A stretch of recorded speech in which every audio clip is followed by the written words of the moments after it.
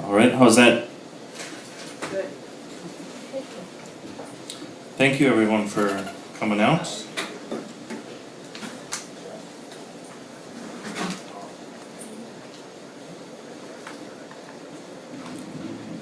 This is a poem called Rereading the Old Chinese Poets.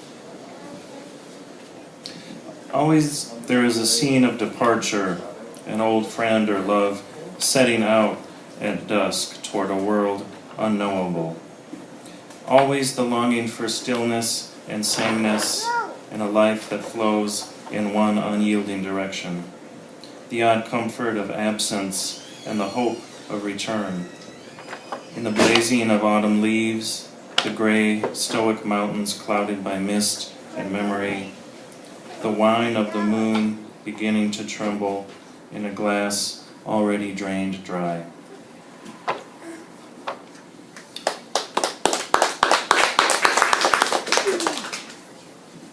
Thank you. This is the poem that was featured in the almanac this time around.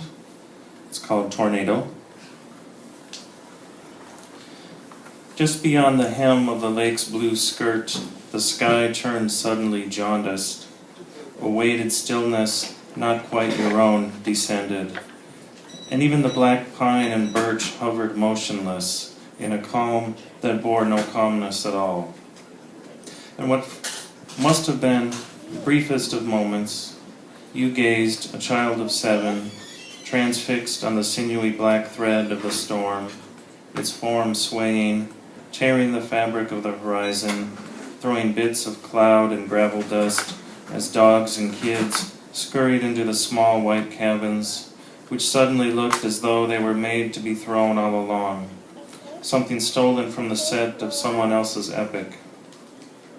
And years later you would not remember how it was you were pulled indoors, or whose arm it was that lifted you with the force of a blow, bringing you to safety, nor how the storm at once lifted like a needle from a phonograph above the roofs of trees still trembling.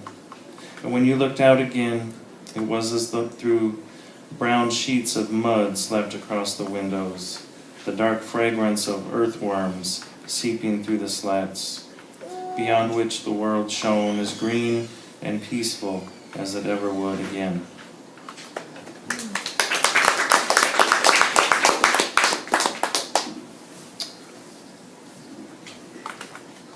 And this is one that goes back a few years. I don't read it too often. It's called Trains.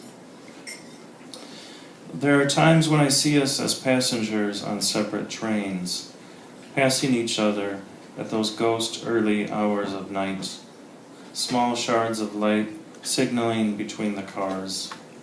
The other riders, if there are any, dead asleep in the distances they have created. I see our reflections in the windows merge, mouth to mouth, passing through one another. The outline of a tree where my eye had been, the moon blazing through your temple, white and feverish. The image cast for a moment of eternity across a field of stubble in some Midwestern town that might have been home had we stopped long enough to recognize it.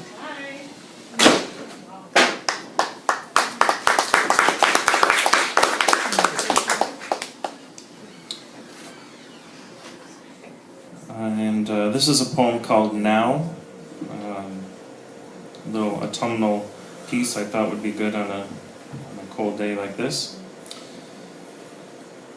I told you once when we were young that we would someday meet again. Now, the years flown past, the letters unwritten, I am not so certain. It is autumn. There are toothaches hidden in this wind. There are those determined to bring forth winter at any cost.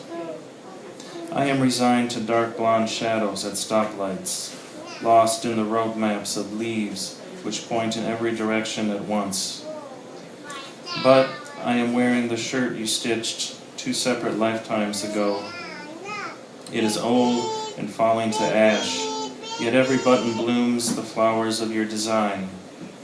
I think of this and I am happy to have kissed your mouth with the force of language, to have spoken your name at all.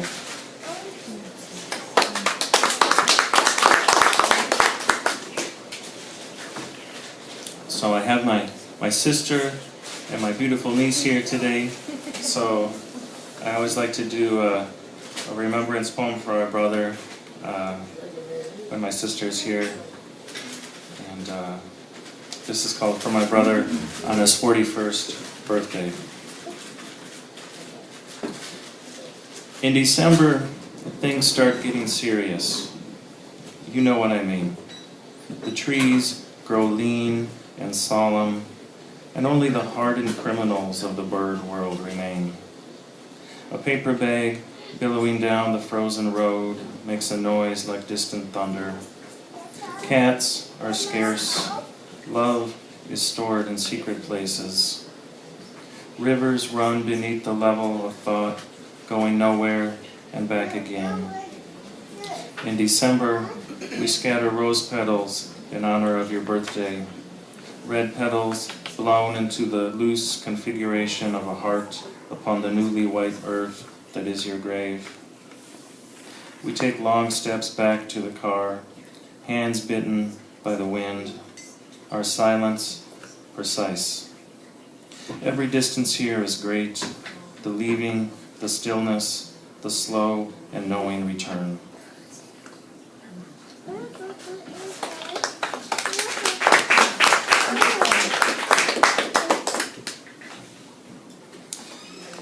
And I think just one more short poem. This is called Unfathomable. Today, I write just enough that the words, one by one, or in small constellations, disappear into the ink blue trees of evening. And all that remains is that feeling, the unfathomable hush of the world, unnamed and unspoken for. Thanks very much.